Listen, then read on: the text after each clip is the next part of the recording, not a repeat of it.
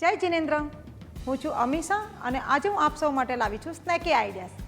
આજકાલ આપણને બધાને બહારના રેપ ખૂબ જ ભાવે છે, પણ અગર એવા જ રેપ આપણે ઘરમાં બનાવીએ તો કેટલું સારું. તો આજે આપણે અહીંયા બનાવીએ રાજમા રેપ. તો ચાલો રાજમા રેપ બનાવવાની તૈયારી કરી લઈએ.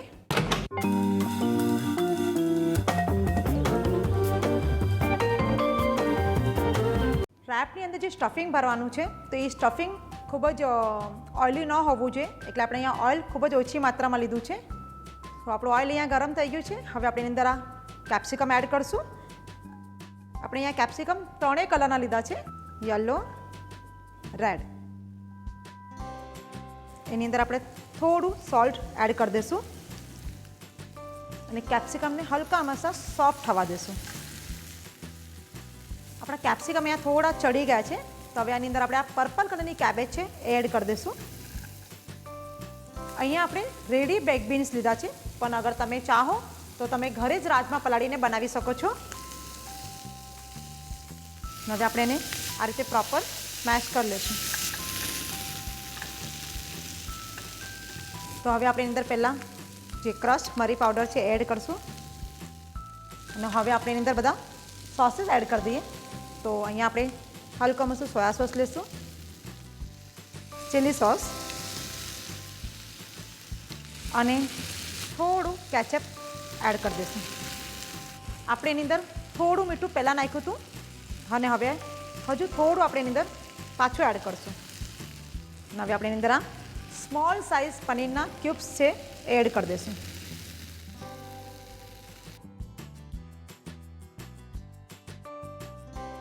સો આપણું જે રેપનું જે સ્ટફિંગ છે એ તૈયાર થઈ ગયું છે.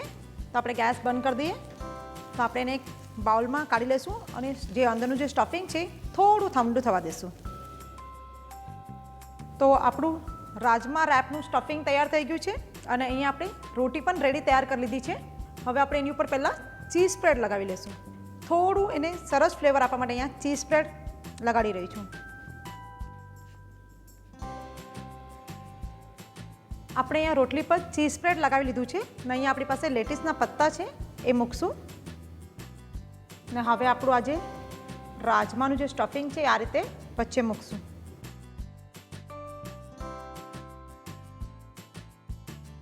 ને હવે આપણે એને રોલ કરી દઈશું.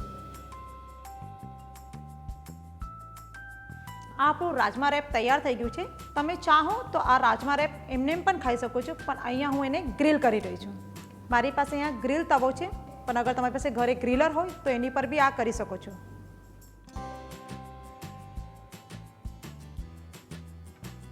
તો આપણે એની પર ઓઇલ ડ્રીઝલ કરી લઈએ. તો આપણે એને ટર્ન કરી લઈએ. રાજમા રેપ તૈયાર થઈ ગઈ છે, આપણે એને કાઢી લઈએ. તો આપણા રાજમા રેપ તૈયાર થઈ ગયા છે. તો આપણે એને પ્લેટમાં પ્રેઝન્ટ કરી દઈએ. તો આપણી પાસે અહીંયા પર્પલ કેબેજ હતી, તો આપણે એને પ્લેટમાં ડેકોરેટ કરી દઈએ પહેલાં. ને હવે આપણી જે રેપ છે એને આ રીતે મૂકી દઈશું.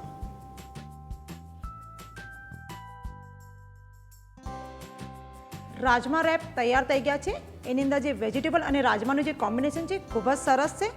તમે ટ્રાય કરો, ગેરંટી છે તમને ખૂબ જ ભાવશે.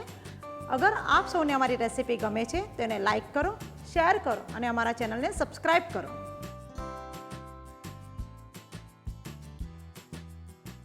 For more such delicious recipes, stay tuned to Sanjeev Kapoor Khazana.